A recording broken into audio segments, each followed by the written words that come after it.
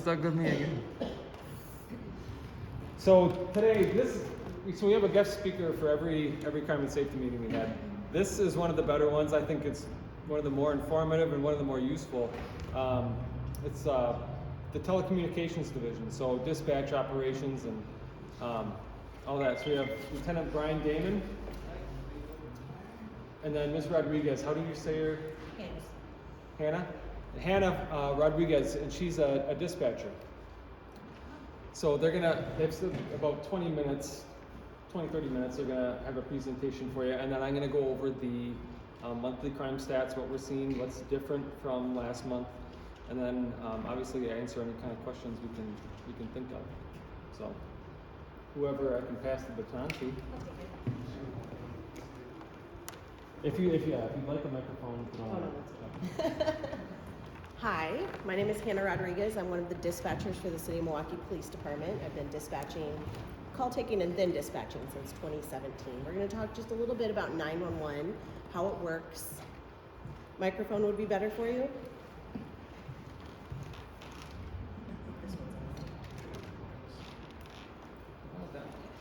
Hello? Nope.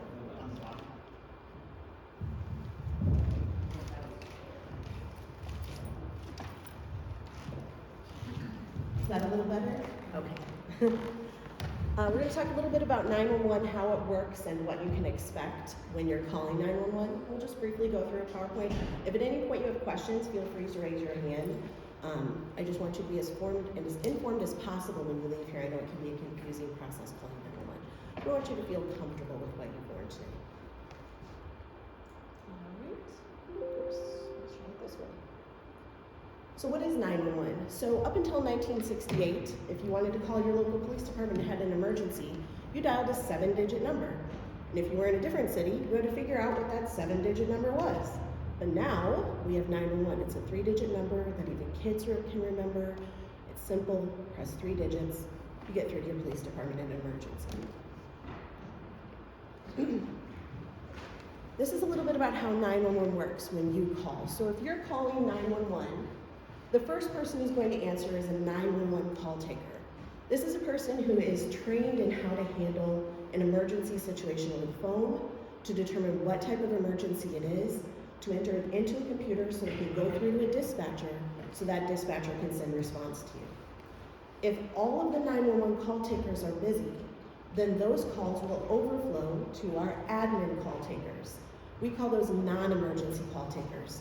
Those folks are assigned to take calls that have more to do with non-emergencies like noise nuisances, or if you have to make a report about a burglary that isn't happening right now, things along those lines. So if all of the 911 call takers are busy, then it's going to overflow into the admin call takers. If all of our call takers are busy, then that call that you're making is going to go into 911 queue. Queue is just a fancy word for a line. So all that means is that your call is in line for the next available call taker. Now, when you call 911, you're going to reach the police department. We're the first ones that answer every single time. If you need medical help, or if you have a fire, if you have a gas leak, something that may require more response, we're going to bring the fire department on the line with us. So I know sometimes that can be confusing because people will say, I need an ambulance, and I'll say, stay on the line with me, I'm going to get the fire department, and people will say, I do not have a fire. And that is correct, you do not. But the fire department dispatches all of our emergencies for medical issues. So if we bring the fire department on, they can handle that as well. Now, if all you have is something that the fire department needs to respond to, then we're going to let you go and they'll finish with you on the call.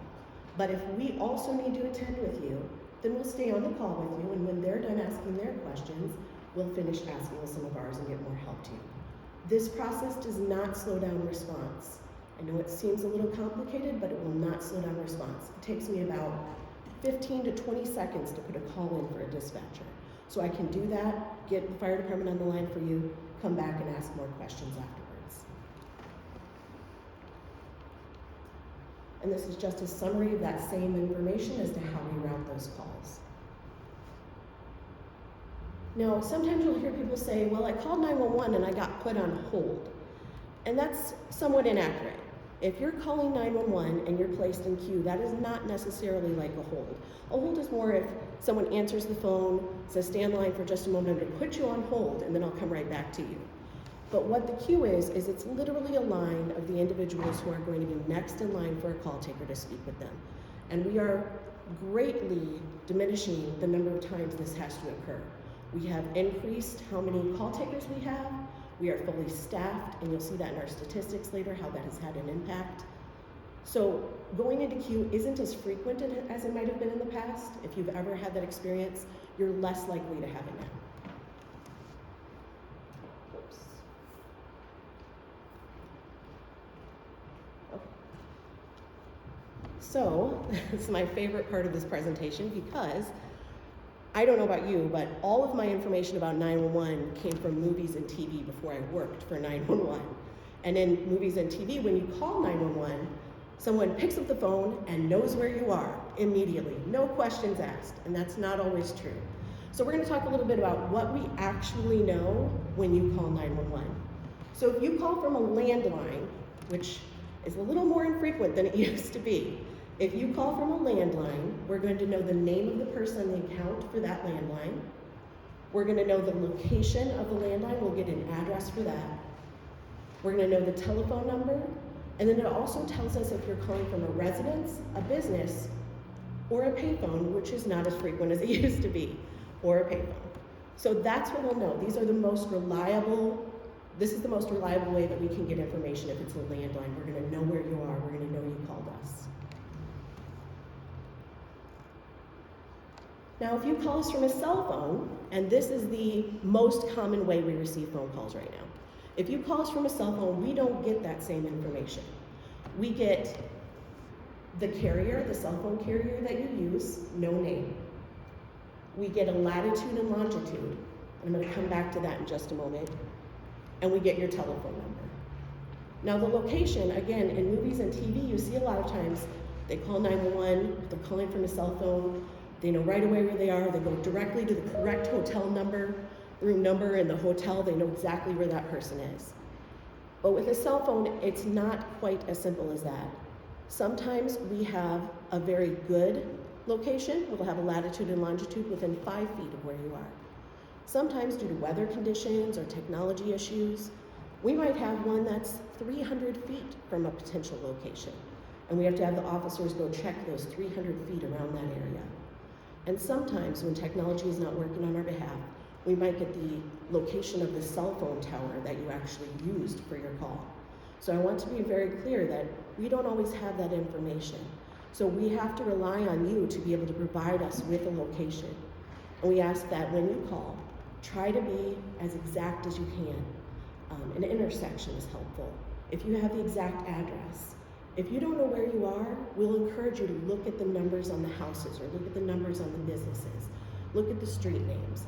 And we're doing that not to make the call much, much longer, but because if we get nothing else from you, I need to know you have an emergency and I need to know where you are if we can get nothing else. As a call taker, I'm also going to ask for your name and your phone number in case we're disconnected, because that does happen sometimes. So I need to make sure who is it who called in case we call back. We certainly don't want to talk to someone who wasn't the original caller, and a phone number in case it's different than the one that you're actually on. This is a little bit of information about last year's statistics. We're showing this because it's the full year. So you can see here, all the way at the end there, 263 calls. That's the total number of 911 calls that we took last year. So let me give that some perspective. That's a huge number. The population of the city of Milwaukee is about 500,000 people. So that's if we took a call from every single person in the city of Milwaukee. And you can see here, this is our abandoned, which is when someone hangs up after they've called 911. And you can see we had a rough start at the beginning of the year, but I told you that in our stats you would see how helpful it is to be fully staffed, to have enough people to be able to take the calls, which is where we are right now. And you can see in October and November and December, that went down drastically. So having enough people has really helped. We've made sure that we're fully staffed. We're doing everything we can to make sure that you stay on the line with us, get all the way through, get the help you need. All right, reasons to call 911. So 911 is the emergency number. We have two. We have a non-emergency and emergency. So if you're dialing 911, it should be the type of situation where it's imminent life threatening. There's a potential that someone could be drastically hurt or may pass on. A threat to human life, including anyone with a weapon. Medical attention is required. Call us on 911. A person is hurt or is in danger. Call us on 911. Or if you see a crime in progress, 911. Now, if you call for something that may require more of a report than an immediate response, our call taker is going to let you know that you'll need to call the non-emergency number. And that's so that line is free for those individuals who have this type of emergency. It's not that we don't take that type of call seriously. It's that we have to leave this line free for this type of emergency. When you call 911, you're going to be asked, has anybody here called 911 ever? Did you get a lot of questions maybe? More than 17? I'm just kidding. We ask a lot of questions. The main thing we're going to ask is, what is the location? Because again, if I know nothing else, if I know where you are, I can send help. What is the emergency? And sometimes this is confusing to people because we do ask to narrow down what type of emergency. For example, if you say my purse was stolen, I might ask you, how did that happen? If someone pushed you, or if there was a weapon involved, or was it sitting on a table and someone took it? I'm going to ask questions to try to figure out what type of crime occurred. We're going to ask you who is involved in descriptions, and we'll come back to this in a moment. We're going to ask you when it occurred.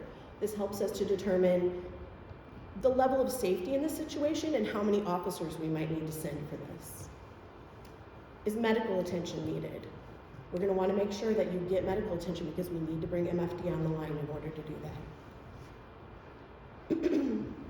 When you call 911, do not hang up. I know it's tempting if you get put in queue, you want to hang up and call right back. Every single time someone calls, we will be calling you back, every time. If you stay on the line with us, you'll get through to a call taker as quickly as possible, and we're going to ask those questions to get help to you. Please, again, you'll see this location part repeated more than once because it is the most important. Try to provide the exact location of the emergency. If this is something that isn't occurring to you, but it's occurring, say, down the street from you, and you don't know the exact address, try to provide information that would help the officers locate it. Is it a greenhouse? Is it a house with a tree in the front? Where's the car parked? Is it parked closer to this street or closer to that street? As exact as you can get so that the officers aren't just wandering around looking for something, so that we can pinpoint a bit of it on the corner, greenhouse, cars parked in the front. Stay as calm as possible and describe the emergency. This is a big ask because sometimes emergencies are extremely overwhelming, and we know that. And sometimes we're going to have to ask you to calm down just a little so we can hear what you're saying. Sometimes the voices go up when we get scared. And we understand that. We'll work with you until we get the information. We're going to ask you to provide your name, phone number, and any descriptions of suspects or victims. You are not required to give your name or your phone number. You are welcome to remain anonymous, but we will ask for it. Please do try to answer questions as best as possible. And then do wait until we've completed our questions. So we'll let you know when we're done, we'll let you know that we have it in for response. And again, you can call anonymously. When it comes to subject descriptions, this is extremely important to us. We aren't there, so we don't know what the person looks like that you might be trying to describe, and we certainly don't want to approach the wrong person. We don't want to put an innocent bystander in a situation with officers when we don't have to. So as full of a description as you can possibly give. And we'll be asking for things like, is the person male or female? What is the person wearing? About how tall do you think they are? Do you think that they're a thin, medium, or a heavy set person? About how old do you think they are? Do they have anything else that might make them appear different from someone else they might be standing next to? Vehicle descriptions. This can be tricky. I don't know makes or models at all if I'm on the street. I wouldn't be able to tell you one vehicle from another. But you might, and if you know that, feel free to give it. If you don't, give what you can. Is it a car, truck, or SUV? What color was it? Which direction was it last seen going? Did you see any of the drivers or the passengers?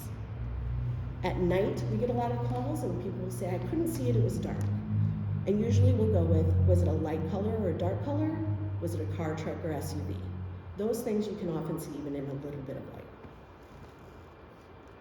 If someone calls us and their first language is not English, we are able to connect with what's known as language line, and language line acts as an interpreter. So if they call through, we'll say, one moment, we'll get an interpreter on the line, and we'll speak through the interpreter. I'll say to the interpreter, please ask where the emergency is.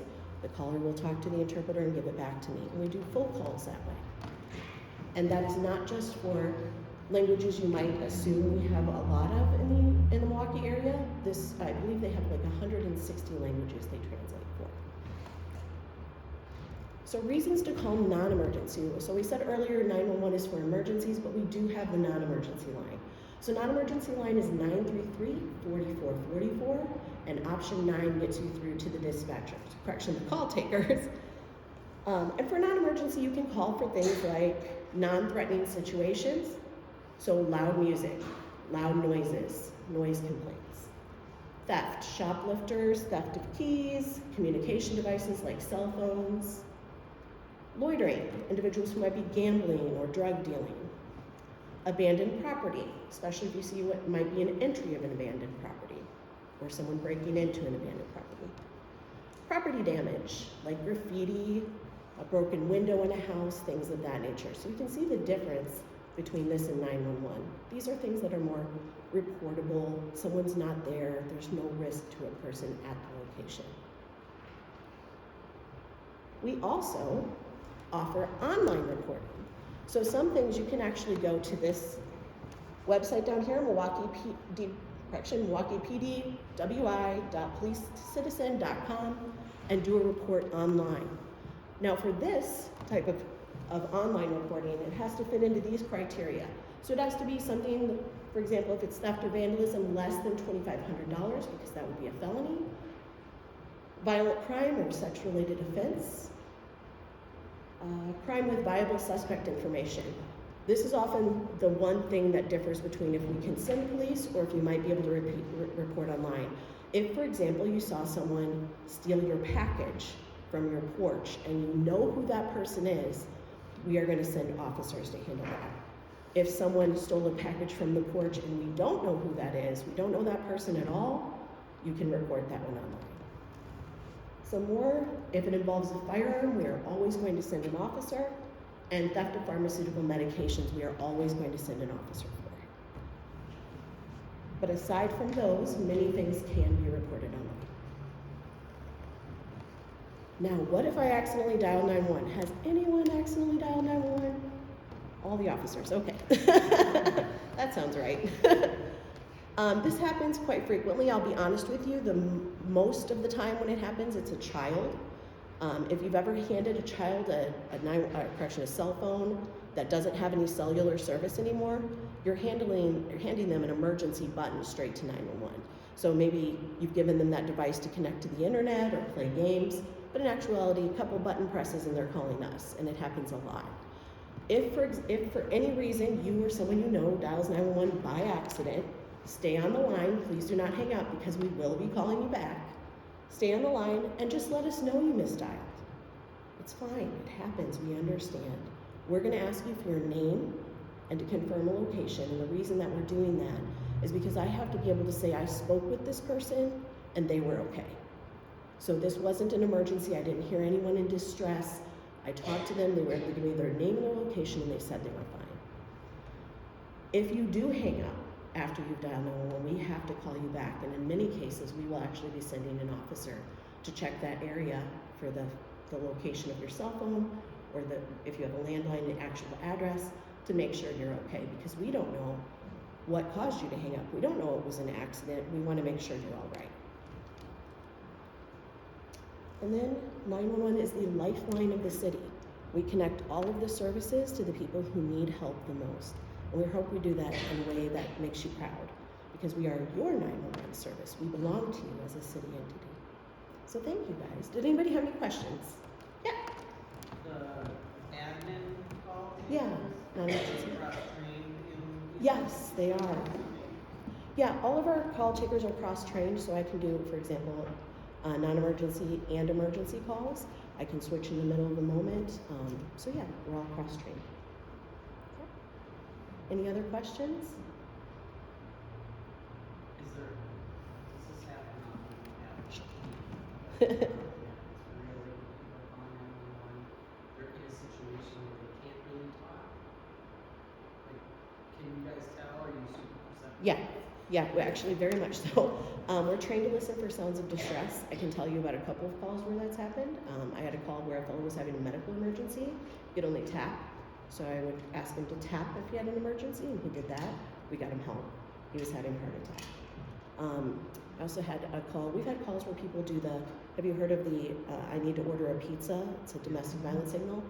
It wasn't really a thing until people started talking about it more, and it is a thing. So we've had people say I need to order a pizza, and I've sent help for that. So we'll often ask. You can tell when someone's being reluctant to give information because someone might be in the room. You get used to calls in a way where you can tell that that's occurring, and we'll often ask people, "Are you safe to talk right now?" And sometimes we'll be called things like, "Oh, Aunt Hannah, I'll be there in a minute," and I realize they're talking to me, but I'm going to have to ask the questions in a way where they can answer it without being harmed. So yes, that absolutely does happen. Yep, they're talking in code. Sometimes. Sometimes it's kids pranking, and sometimes it's adults who actually need help. And because we can't differentiate, they're getting help every time because it's a code that's known online as a domestic violence signal for, I'm in a domestic violence situation and I need help now, but I'm not safe enough to talk, so I'm going to ask to order a pizza. But yeah, that does happen. Any other questions, guys? You know, we talk most. Oh, go ahead. I'm sorry. Oh no. You call 911. There's a situation going on, and you're caught up in the situation, and you're not thinking, and so you don't say, "I want to remain anonymous." Mm-hmm. So the police comes out. Are they going to come to your door? Because then everybody's going to know. It's going to depend on the situation. I can't speak as much to on the streets how they respond, but I can tell you that from a dispatcher perspective, it depends on the situation. Okay. So what you can do is if you get all the way to the end of that call and you suddenly realize, oh, wait, I don't want people to my door, we'll make sure that that's noted for the officers. If you get off the phone and you say, oh, I didn't want people to come to my door, you can call our non-emergency number and say, hey, I just called a few minutes ago. Can you just put in, I don't want anybody to my door? Okay. And we'll make sure that they're aware of that. Okay. Yeah, we want you to be safe. Yeah. So, I'm a community organizer and I get a lot of residents that ask, like, or they try to explain whatever the situation was and it got, like, the wrong. Oh, okay. Like, was a lot of complaints where we're like, oh, but it was like, they didn't know what to say, the right words to say to make sure it was like a safety issue. Is there like a flyer? So like, That's a good something question. that you can put out there to the world to tell people. I mean, this is good. Right. But people, because they either panic or they don't pay attention, they don't know the Right, safety right. means. They're in crisis. They're not necessarily Yes. laying the And information they out say the there. wrong things and Yeah. it becomes like a 3 and it should have been a 1 and Right. and then they're like, oh, the cops didn't come for 2 hours, but Well, so I will say part of that issue is on us then, because as call takers, we should be asking the questions we know differentiate the call types and the priority levels. So part of that is on us.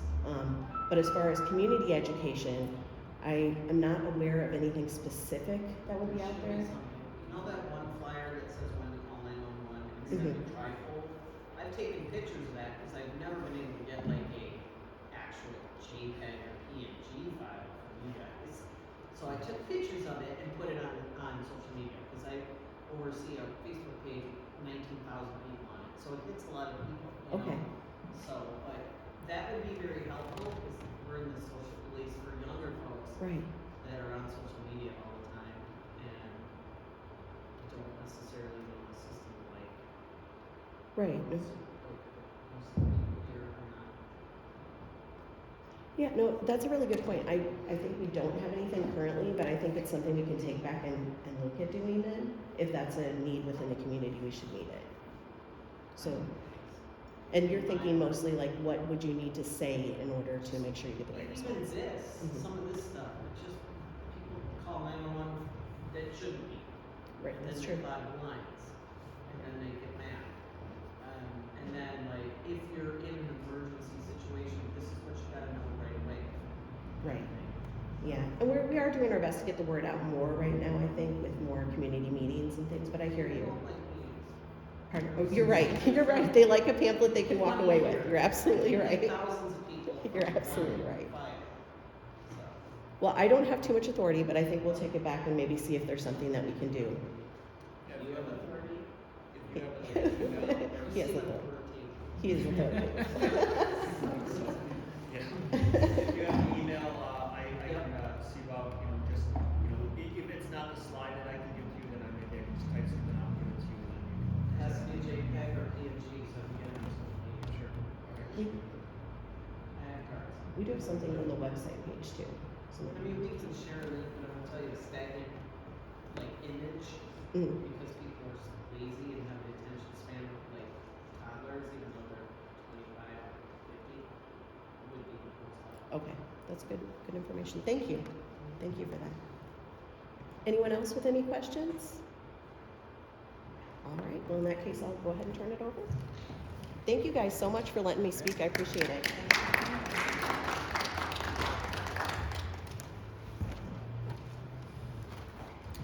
So thank you very much, we really appreciate it. I can honestly say dispatchers do not get enough credit. I sometimes wonder how you do what you do. There'll be times when there'll be, 8 squads on a call and they're all saying different things, and then they're able to enter all that information in a coherent way that makes sense, while still also answering other squads that are in the same district. It's really, it's a juggling act that I don't think I could.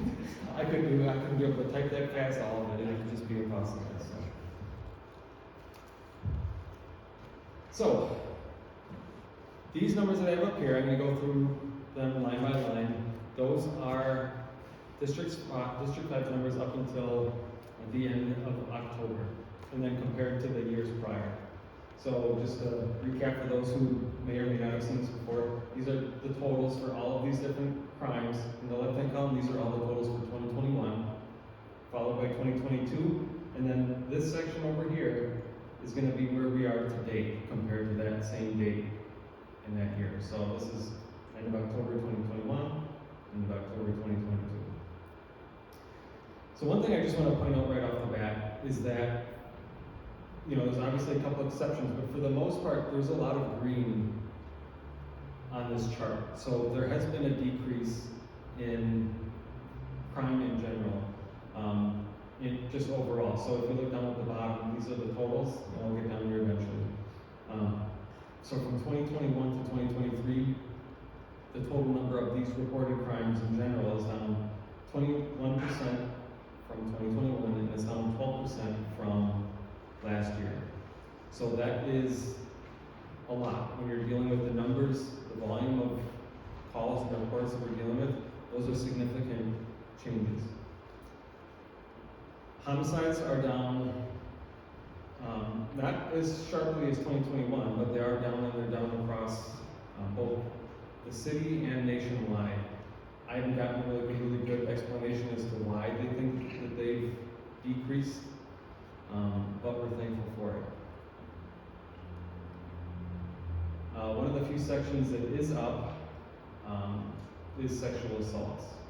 So what we know about sexual assaults is that the majority of them are people who are known to. Stranger sexual assaults, although they're the most scary, are also one of the more rare. Not rare, but they're more infrequent than known sexual assaults, mother's boyfriend or a family member or somebody like that. We did have a repeat suspect in District 5. I think there was a total of 3 acts. It was the same individual doing it. It was over about 3 weeks. And Captain Grant dedicated a squad to be in that area, basically around the clock, and we were able to get him into custody. So, we are grateful for that. Like I said, those are obviously the most terrifying ones, but there are fewer. Robberies are actually it's just a little, we're off by one from where we were last year. I feel like in the last month, we had been doing actually better than we had been, but in this last month, District 1 has had a huge spike as well. But there's been an increase in robberies and carjackings. There was, I think, 3 nights in a row where we got different crews in custody, but there's more than one group of, and they're all, I never say always, you never say never, and you don't say always, but they're younger men between 16 and 19, and they were getting 3 in custody at a time, multiple nights a week. But like I said, they're repeat crews, so it's not, the whole youth of Milwaukee isn't going crazy doing robberies. It's these small groups that are just prolific and they do a lot of them. So I'm interested to see next month, because I think, like I said, in a week, I know they got 9 of the more well-known subjects in custody. So I'm interested to see how much that number changes based on this month. Does anybody have any questions so far? Aggravated assaults, I think we looked into it. I think domestic violence, so DVs are included in this one as well, but these are going to be basically any assault or any battery that's more than a ticket. So if it's a domestic violence or if they need stitches or broken bones, it's going to be filed or categorized as an aggravated assault. And we're happy to see that those are down as well. Human trafficking, I really always hate the percentage numbers on here because it's such a small sample that any change it makes it looks like it's a world of difference. But they're such small numbers that any change has a big reflection. And sometimes with human trafficking, there'll be like hotels where they'll find multiple people being trafficked. So there'll be a bunch of different incidences, but they'll all get filed together, so then it looks like there's this huge influx on human trafficking, and really it was just one incident, basically, if that makes any sense. Burglaries is one thing that we've had a big issue with. It's all across the district, and it varies based on where it is. So the East Capitol area, so the East Capitol Business Improvement District, they've had a lot of forced entries into burglaries. A lot of the houses in, like say, Amani or Arlington Heights, those have been a lot of abandoned homes that have gotten broken into. So the type of burglary and what they're looking for kind of varies based on where it is, whether it's residential or in the business, but it's gone up across the district, and we do have one person at District 5 who's dedicated to basically all he does is burglary investigations, and he's really good at identifying suspects, because a lot of people that do burglaries, and same with the robberies, it's the same half dozen people that are doing 90% of the robberies. So having somebody that's specialized in that, where he's actually got a wall above his desk where he's got all the prolific burglars in it. It's about 6 feet high and about 4 feet wide, filled with 4x5 pictures. So there's quite a few of them. But you have a question? Go ahead. So are they probably empty houses?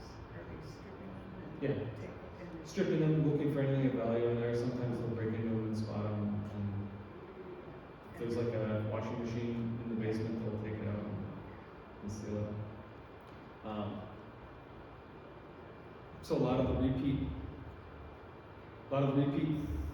burglary suspects, it's just kind of what they do. They'll usually break into a house or a garage, steal a lawnmower, sell it, and then sell it for whatever they need it for. A lot of times they'll sell it for a drug habit, unfortunately.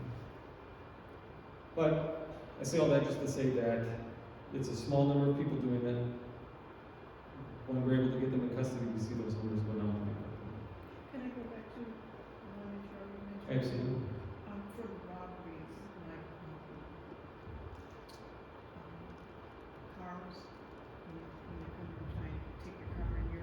Yep, carjacked. type of thing.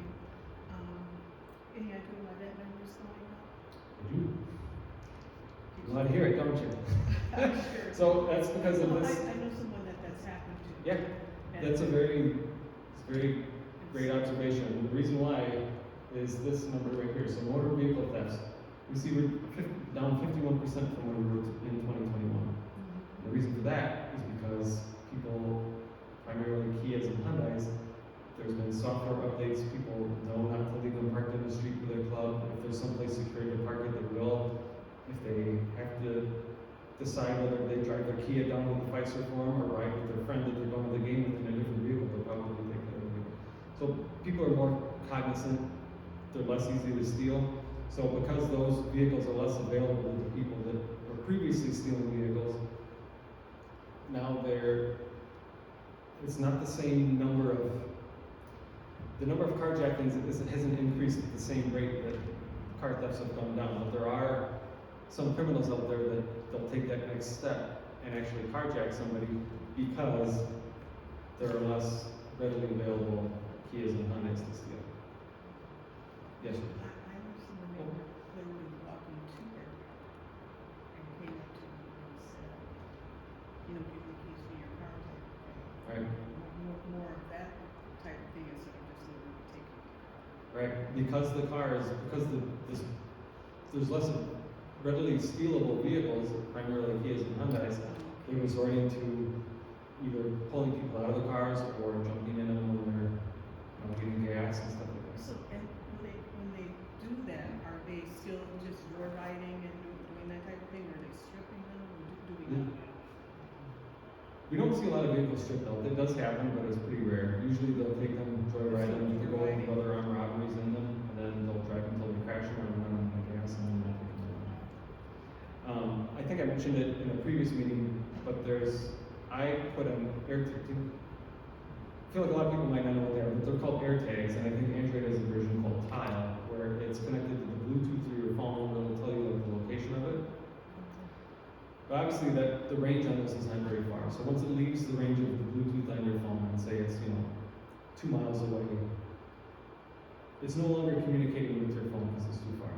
But if it's an Apple, as soon as it becomes close enough to another iPhone, it'll update that location. So it doesn't have to be within range of your phone, it just has to be in range of another iPhone. And it's actually very funny because if anybody knows our assistant district attorney, she's our community prosecutor, Bernie Kitchingway, she's heard me pitch these air tags a million times. And as we're speaking, her Kia was stolen, and they're following it with the air tag that I told her to get. It's recovered now, but yeah. So it was on our way here. They were updating the location. They had a car sitting on it watching, this stuff happens. Yes, Ruth, go ahead. So those business burglaries that happened, like a couple days ago, like all ones in the West and like one in Hyder, your friend or your colleague, the burglary officer, Mhm. can you say to the business?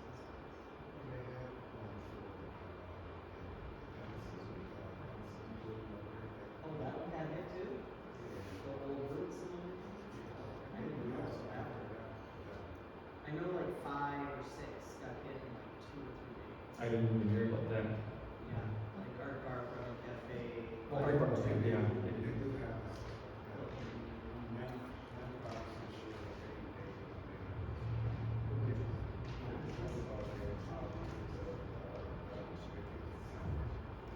It was the same, they're looking for like they throw a rock in class and are taking the POS, trying to get the POS system registered, but they don't need money and it's $35. They seem simple. I was just wondering if Yeah, I there was. don't A lot have of the businesses are out scared. I don't have any specific information on those or any if they have any leads, but I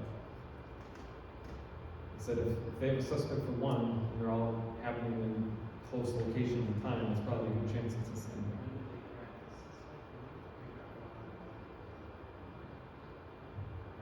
There hasn't been any in the last like 2 days. Somebody else had their hand up? I thought I saw something else.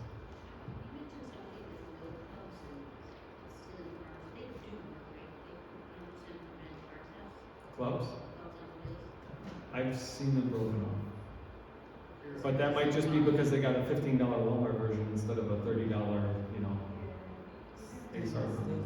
But I have seen them I have recovered stolen vehicles with clubs broken in half in the back seat.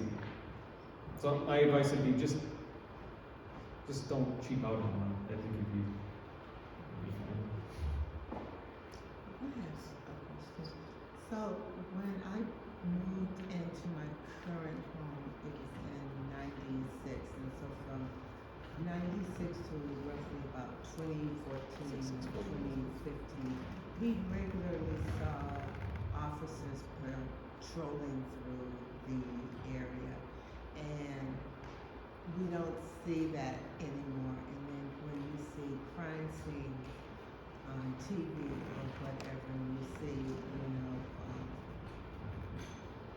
multiple number of police officers just kind of standing around.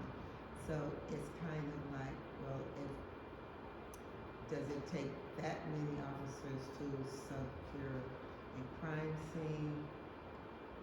Why can't we have some of those officers patrolling the area, seeing the things that people in the neighborhood see, and maybe that could help to prevent some of the crime that's going on? Because I know when I drive from my home to wherever, I'm always seeing crime happening, or things that's happening that shouldn't be happening, and you never ever see police officers patrolling.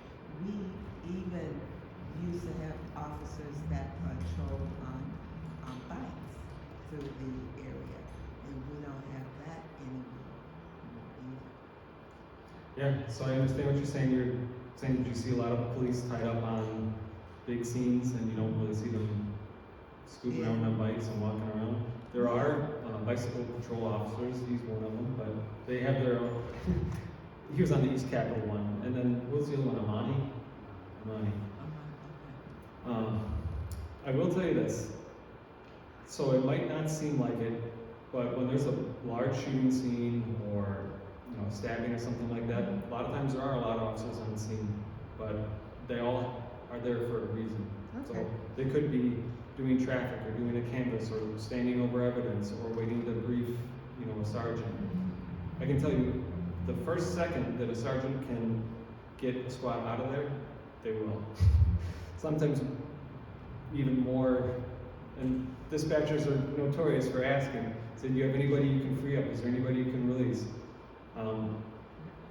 As soon as they're able, they kick us out of there. If you're not doing something, then you need to leave.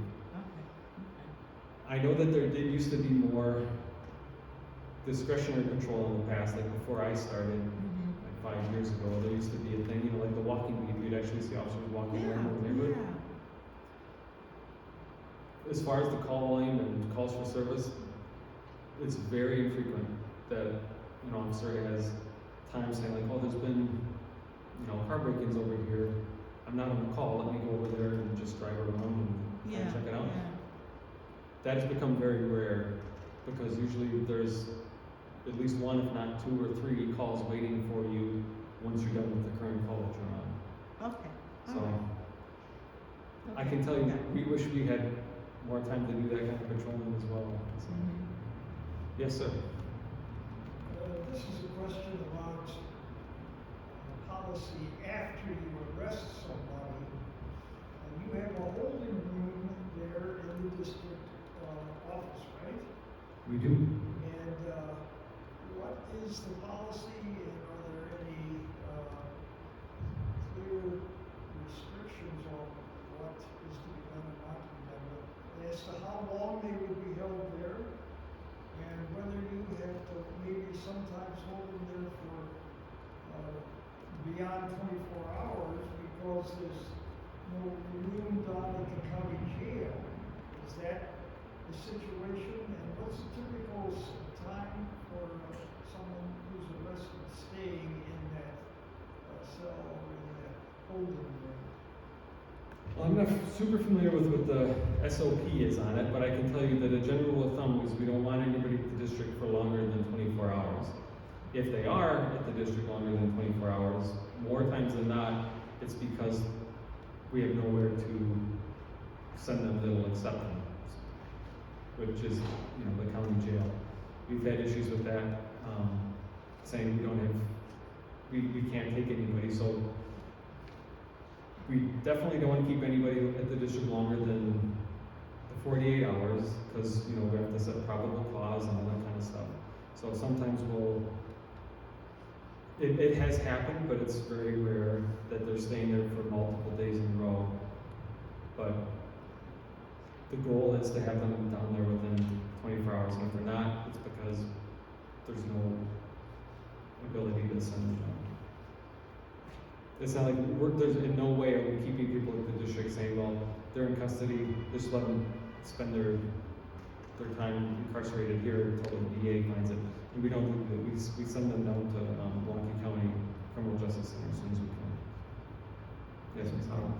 Just want to add one additional Yeah, question. go ahead. Do they have an opportunity to contact an attorney while they're in there, or is that something that happens only after they get to the county jail? If they request an attorney, so first of all, the phone call part, say, I want, because you know, people say, I want my phone call. That phone call comes once you get to the county, after you've been booked in and cleared down there. If they're at the district and they want an attorney, then that just means that, you know, we're not going to be questioning them or, you know, interrogating them or anything like that until they're able to speak to an attorney.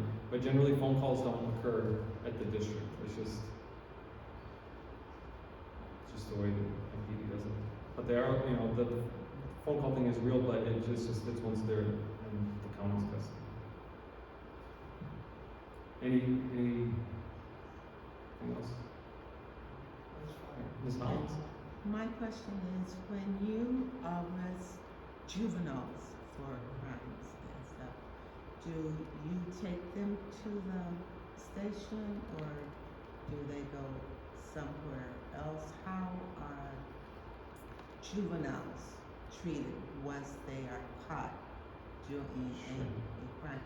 And I ask because I've had several of my seniors who were victims, and the kids were caught, and within 2 to 3 hours, the kids out and they're right back doing things they shouldn't do. So what happens to them when they are, you know, caught? So juveniles are treated differently. Okay. It is a very strict rule. They have to be separated by sight and sound from all adults. So in District 5, we don't have juvenile holding cells, neither do we have cells for females. So what happens is there's so other districts do, I can't remember all off the top of my head, but District 5 only has cells for adult male people in custody. So there is a bench out in front where we do all our work on our computers and stuff. What we'll do is if a juvenile is arrested, if there's other adults in there, they'll be booked in while the juvenile sits in the car. We'll bring the juvenile in, he'll get fingerprinted, booked in like the normal process, and then he'll go out and he'll sit on that bench. He's not cuffed behind his back, it's usually just one hand to the railing or the armrest. We'll finish the paperwork that shows probable cause, and then we'll send him out to the juvenile center. Any juvenile that's arrested for a violent crime or anything involving a gun, we take out to the juvenile center automatically. Okay. I will say, we used to call out there and ask for permission and saying, hey, this is so-and-so, he was arrested for this. Mm-hmm. And we had a problem with them saying, you know, don't send them, don't accept, you know. So now we just eliminate that problem. We take them out there, and then if they won't accept them, then that's on them. Yeah. We did our part, we took them out there. There have been times when parents have gotten to the juvenile detention center to pick up their child before we've even cleared them. So that is not a myth, unfortunately. But that's not, they don't release every, you know, regardless of the offense. You know, it's sometimes for smaller stuff. Yeah. But it's a different process. Interesting. Okay.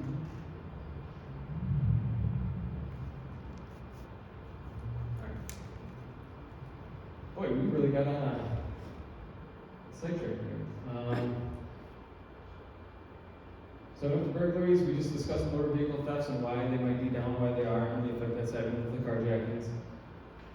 Arsons, those are down by 30%. I don't know why. I don't have a good explanation for that. I will say a lot of arsons are related to all the same kind of offenses. So if there's more homicides and more aggravated assaults, there's going to be more people that are going to be committing arson as well. So I'm saying that could be just tied with general violent crime in general. Fatal crashes, we have the exact same numbers we did in 2022, but almost half of what we did from 2021. I think in 2021 there was a couple vehicle crashes that had multiple people fatally killed, unfortunately. And then I don't know, you probably can't see it, but the carjackings compared to 2021 were up, is that 31 or 21? 31%. And we're just about the same as we are from 2022, but I think a lot of those have came in the last month or so. These are maps. A lot of times they're hard to see. There are ones that I want to point out in particular. There's been a 25% decrease in shots fired call from September to October.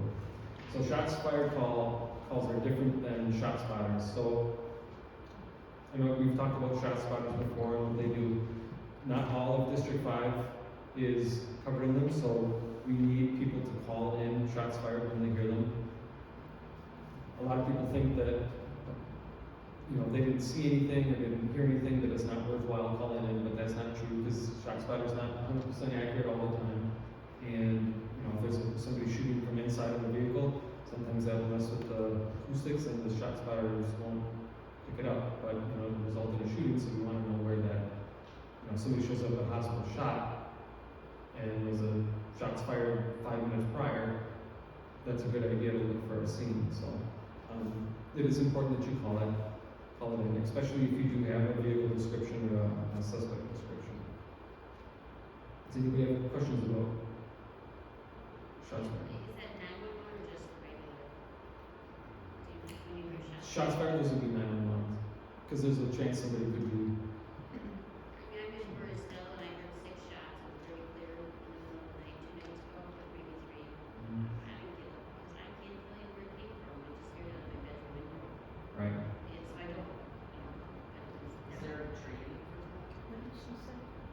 She was saying that she heard some shots fired in Brazil, and she had no real information to provide, so she didn't.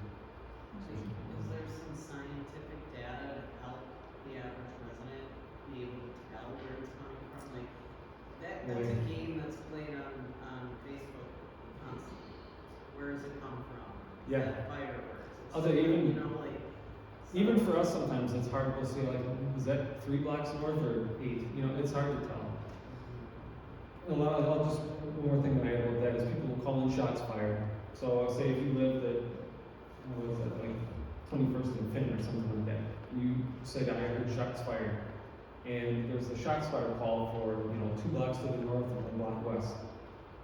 Officers are probably going to rely on that shot spotter as more accurate as to where the shots fired came from, opposed to somebody, inside their house that wasn't really sure where it was. So they might drive past that shots fired on their way to find that, look for that shot spotter, and if they find casings over where the shot spotter, then there it is. So a lot of times people will call those in and they'll say, well, I called and the police didn't come out, or they just drove through, they didn't even, stop and look.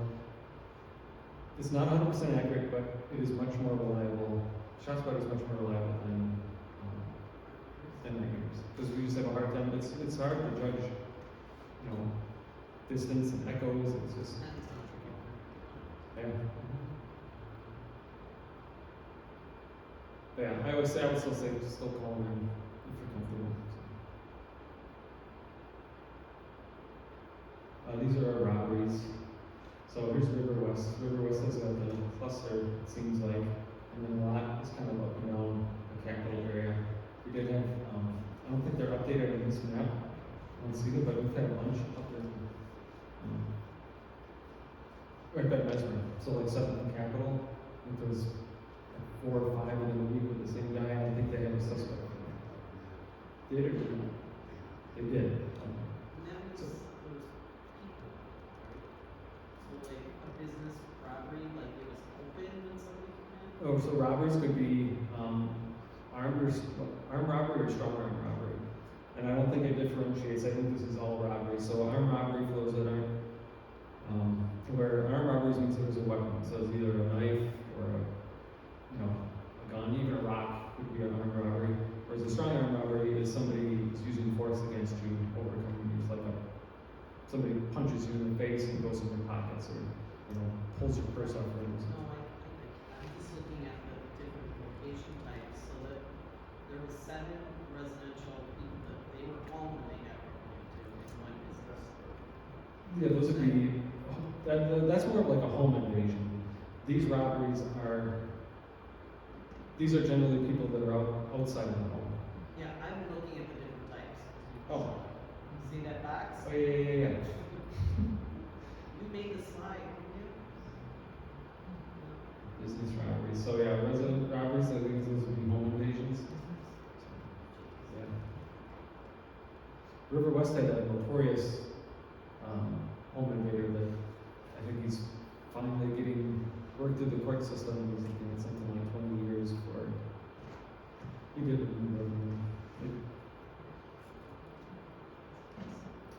these are the motor vehicle thefts. These are really very evenly distributed throughout the district. It seems like they don't really pick on anybody in particular. It's wherever they find them. What is noticeable in the people who do the crime analysts, they send us these maps. They actually generate all these. She pointed out this is the first time for almost 2 or 3 years that Kia or Honda was not the most stolen vehicle. Six The most, Chevys on this sheet. yeah, the most stolen vehicle was in October was GM vehicles. 6 of them were Chevrolets. So 13 were taken with keys, which was just easy. They left them on the way up, and especially with it starting to get cold out. It's a good idea if you don't have a automatic starter that shuts off when you open the door or push the brake or something like that. Please don't. Please don't leave your vehicle running. It's going to say 35 were taken from the street, 11 from parking lots, and 10 were taken from home residences. Any questions on anything? Can I ask, what are the boundaries for 5th District? Like, what areas? Like from east, west, north to south? The general rule of thumb is the river, which is this one. So just east of Humboldt. That's the east one. It goes at an angle, but it's roughly about 30th Street. Okay. 30th Street. And then it cuts down, so this is Center Street. But, they couldn't make it square edges all the way around that one. Okay. So it's about 30th Street from the river, and then our most northern border is Hampton. But it does kind of dip down a little bit. So Hampton's the most northern border. Center Street is a big divide for a lot of our southern border up until the freeway, and then once you get to the freeway, it goes down to like the Rivers Hill, almost down to the Feisal Forum down here. Is that top six, is that front? It is, yep. This is Cornwall. Yep, so this would be like the power plant right here if you're familiar, and then the railroad tracks.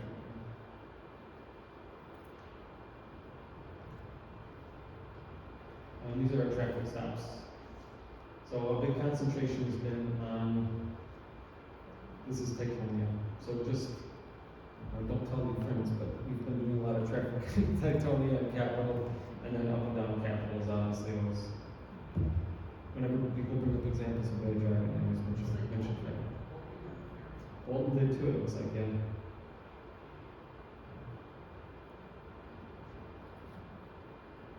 Oh, and someone else had asked for it. This is funny you mention it, because I usually don't put this on here, but this is also it's the District 5 map. The one thing I will point out about this is so the district is broken into 3 different sectors. So the way sector cars work is, this is Sector 540, which is my old sector, Sector 30, and Sector 20. So just like the police districts, they stay within their own boundaries when they can. The same goes true with the squad sectors. So if, you know, if the 20 sector squad is on call and they're just getting ready to wrap up and say like an emergency comes in their district and no one else is available, they'll send for like priority one, which is the most severe crimes, they'll send, you know, any squad that's available, they'll send to it, but that squad should take over primary because everything that happens in their sector, they're supposed to be responsible for it.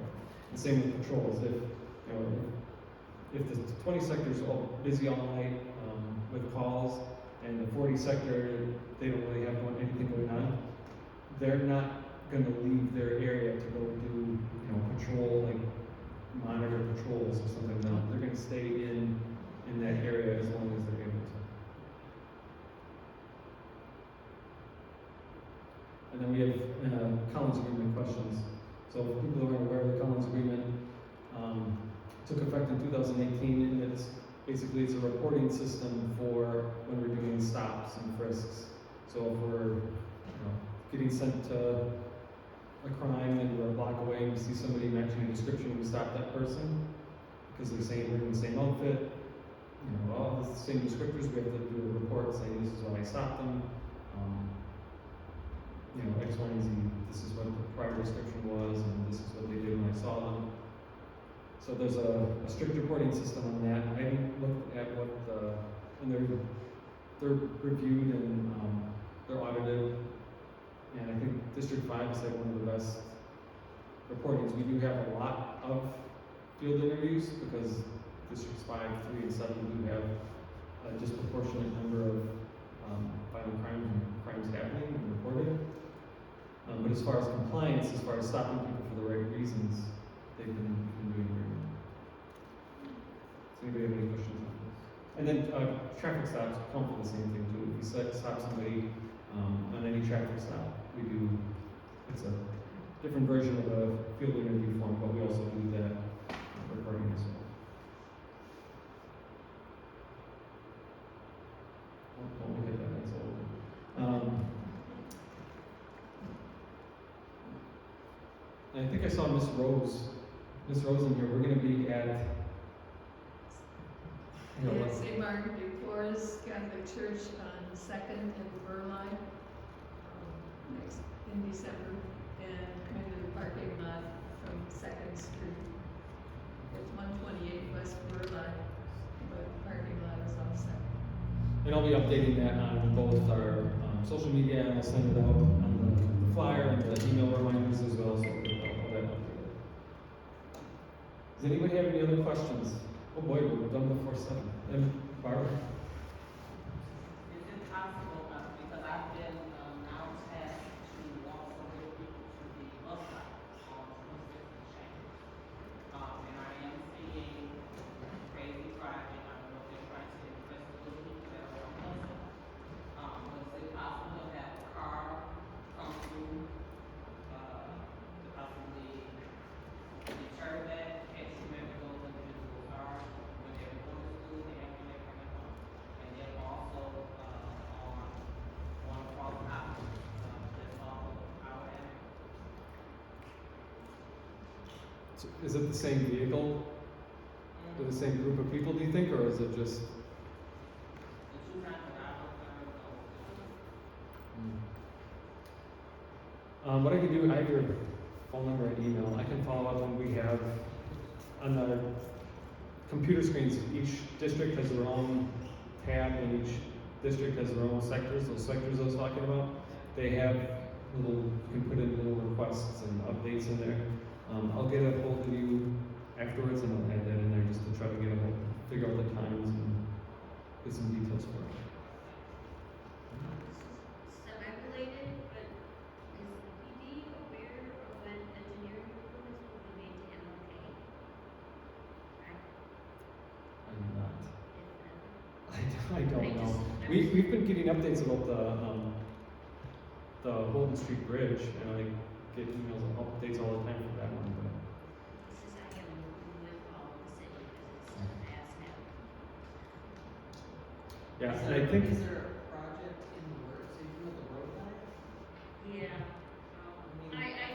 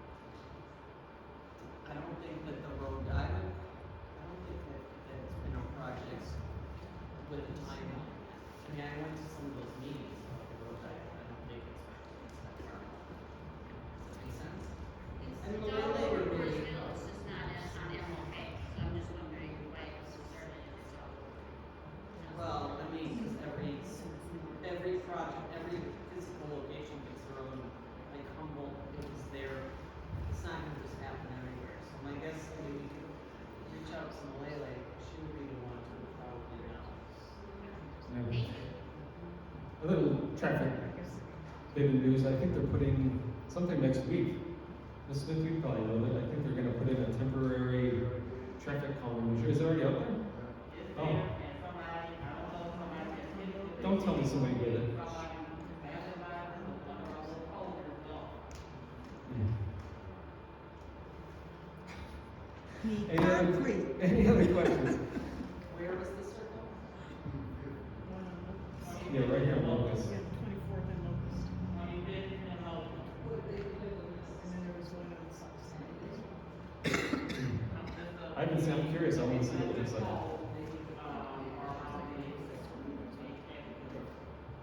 It's not a permanent, it's